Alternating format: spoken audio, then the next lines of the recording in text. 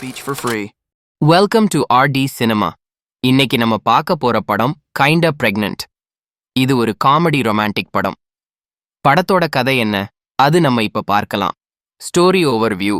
இந்த படத்தோட கதாநாயகி லைனி ஒரு விஷயத்துக்காக நான் கர்ப்பமாக இருக்கேன் என்று பொய் சொல்றாங்க.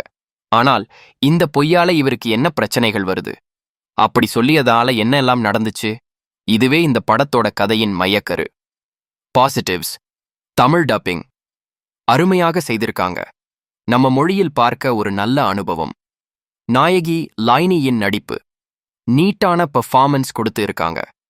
அதுவும் அவங்க வர்ற காட்சிகளில் காமெடி நல்லா ஒர்க் அவுட் ஆகி இருந்துச்சு. தயாரிப்பு தரம், சினிமாடோகிராபி, பேக்ரவுண்ட் மியூசிக் எல்லாமே அற்புதம். நெகட்டிவ்ஸ்.